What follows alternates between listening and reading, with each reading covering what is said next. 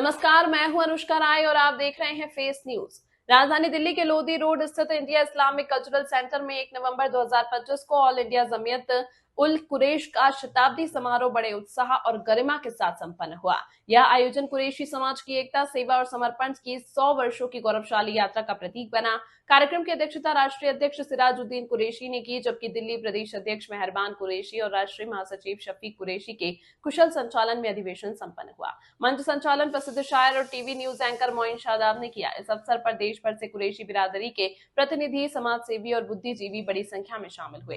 कार्यक्रम में समाज की उन्नति, शिक्षा, व्यवसाय, संगठन और संस्कारों के महत्व पर चर्चा हुई और कुरैशी समाज के प्रतिभाशाली विद्यार्थियों व प्रमुख समाज सेवियों को सम्मानित किया गया। समारोह में देश की अनेक प्रमुख हस्तियां उपस्थित रहीं, जिनमें पूर्व केंद्रीय मंत्री गुलाम नबी आजाद, सलमान खुर्शीद, सलीम शेरवानी, डॉक्टर हर्षवर्धन, राष्ट्रीय अल्पसंख्यक आयोग के पूर्व अध्यक्ष इकबाल सिंह लालपुरा, पूर्व सांसद फजलुर रहमान और गुलफाम सलाउद्दीन मुख्य रूप से शामिल रहे। अधिवेशन में यह संदेश दिया गया कि शिक्षा, संगठन और संस्कार समाज के उत्थान के 3 महत्वपूर्ण स्तंभ हैं। सिराजुद्दीन कुरैशी ने शिक्षा जागरूकता अभियान को राष्ट्रीय स्तर पर ले जाने की घोषणा की, जबकि मेहरबान कुरैशी ने बिरादरी की एकता और भाईचारे को मजबूती पर जोर दिया। इस अवसर पर हाजी आफ्ताब कुरैशी, फैजल मेहरबान, मुस्तफा कुरैशी, चौधरी निजाम कुरैशी सहित अनेक गणमान्य व्यक्ति उपस्थित रहे। दिल्ली में आयोजित यह भव्य अधिवेशन कुरैशी समाज की एकता, शिक्षा और प्रगति के प्रति उसके समर्पण का शानदार प्रतीक बना। इस न्यूज के प्रायोजक है सर्वोकॉन, रखे सब कंट्रोल में। FMS इंफ्राटेक, रियल एस्टेट का भरोसेमंद साथी। सर्वोस्टेप फॉर स्ट्रॉन्ग टुमारो और अयाज परफ्यूम्स। देखिए, मुझे बेहद खुशी है। ये पहला मौका है कि मैं यहाँ आया हूँ और मैंने अपने आंखों से देखा, कानों से सुना किस कदर मेहनत करके ये लोग हर फील्ड में, खासतौर से एजुकेशन की फील्ड में, तिजारत की फील्ड में बहुत कोशिश करके अपने आप को आगे बढ़ा रहे हैं। और इससे हमें एक मिसाल लेके हर जगह यही चीज़ करनी चाहिए कि तालीम फैलाएं और तिजारत फैलाएं। एक सवाल शवाई साहब, ये सभी लोग जानना चाहते हैं मीडिया की तरफ से,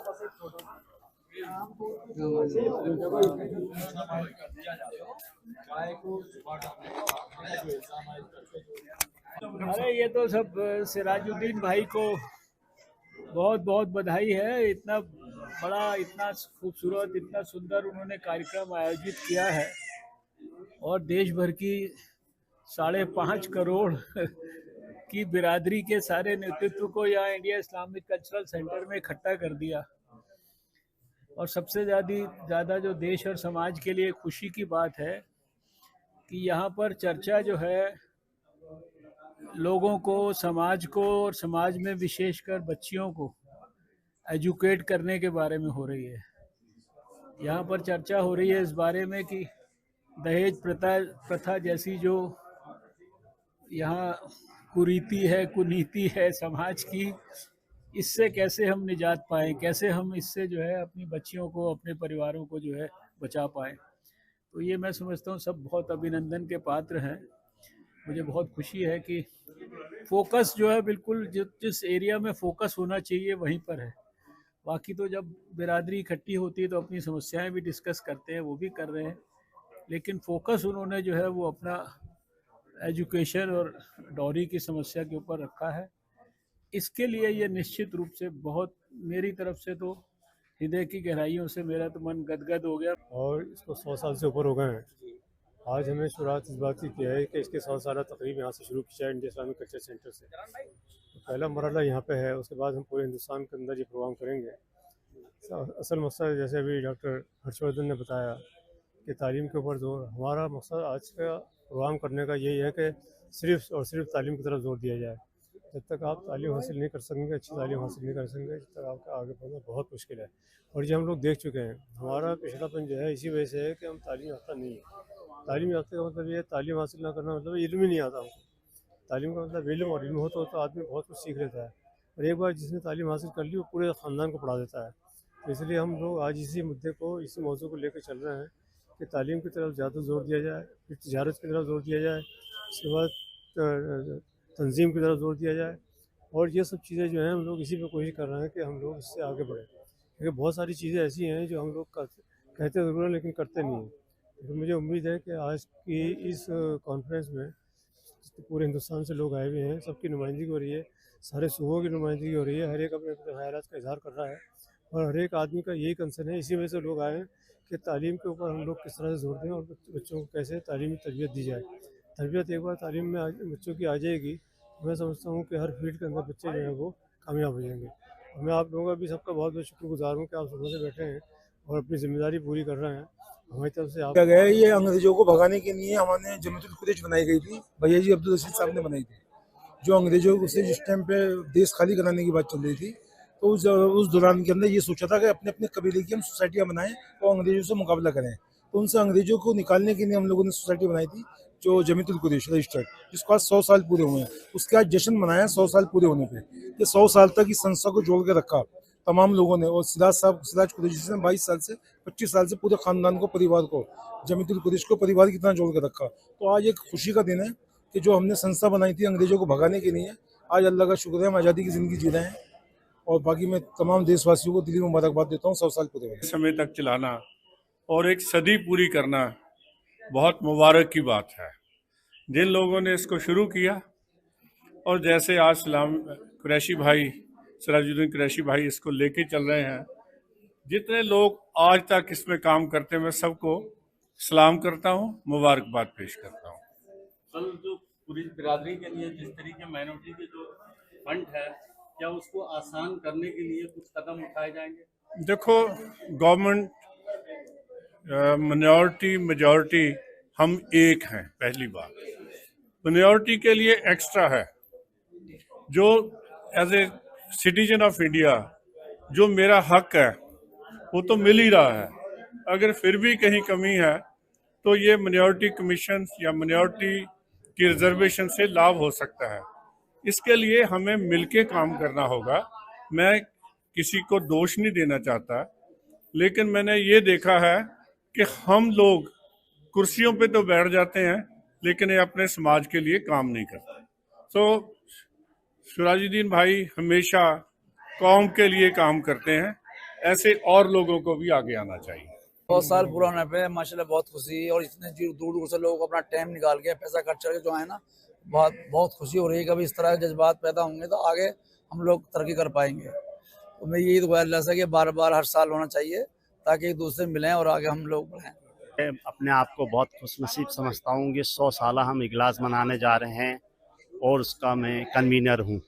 मैं नेशनल जनरल सेक्रेटरी भी हूँ इसमें, और ये मुझे जिम्मेदारी मिली, कन्वीनर बनाया गया। तो इंशाल्लाह हम कोशिश कर रहे हैं जो ऑल इंडिया जमात कुरैश है इसको आगे करें। हमने इसी लिए एक ब्लूटूथ चैनल भी लॉन्च किया आज, क्योंकि हम लोगों में कुछ मेन प्रॉब्लम तो एजुकेशन और सोसाइटी और शादी ब्याहों को लेके ये प्रोग्राम हमने किया गया है, क्योंकि फिजूल खर्ची को रोकना है और हमने एजुकेशन को बढ़ाना है। क्योंकि जब पढ़ेंगे जब भी पढ़ाई लिखाई में हमारे बच्चे थोड़े से, अब तो बहुत अच्छा है, बहुत लड़कियों के हमने एक अवार्ड बांटा है, उसमें बहुत सारे बच्चों के रिज्यूम आए थे जो MBBS MD इंजीनियर बहुत आगे बढ़ चुके हैं। तो हम तालीम को आगे बढ़ाना चाहते हैं। ऑल इंडिया जमात कुरैश इसी लिए काम कर रही है। बस एक हम दहेज को रोकेंगे, दहेज फिजूल खर्ची है उसको नाप करें, और हमें जो हमारा शरीयत कहता है जो बच्ची का हिस्सा वो देना चाहिए। और उसके अलावा जो खर्चा करते हैं कि तालीम पे खर्च करें। तालीम पे खर्च करेंगे तो हमारी तालीम, बच्चे पढ़े लिखे होंगे तो आगे बढ़ेंगे। और लड़कियों को बहुत पढ़ाना चाहिए, क्योंकि लड़की घर चलाती है और घर में जो सिस्टम बनाती है वो लड़की बनाती है। तो इसलिए हम लड़कियों पर ज़्यादा जोर देते हैं कि उनको ज़्यादा आगे बढ़ना चाहिए।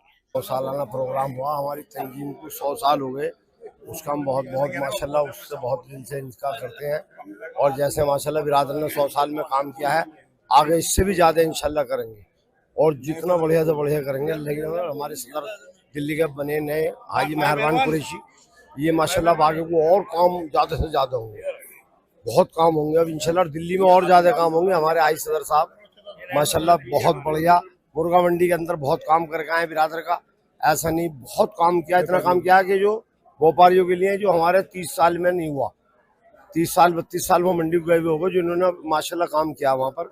इतना काम किया व्यापारियों के लिए और कुरैश बिरादरी के, जैसे मछली मुर्गा मंडी है, भैंस मंडी है, बकरा मंडी, सबके लिए बहुत काम किया है।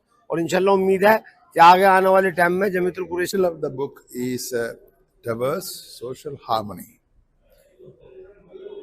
Social harmony is it defines the human lives in detail. to be harmoniously dwelling together, interacting with each other, and making a harmonious society is the ultimate destination of human lives. And this book has 5 sections: political issues, social issues, religion, interfaith, and ethics. These are different components of social harmony. In order to achieve the purpose of social harmony, these areas are to be intact, kept intact. They have to be kept together. They have to coordinate with each other, and thus human beings should harmoniously live with each other, interact with each other, make friendship with each other. That is the purpose of human lives.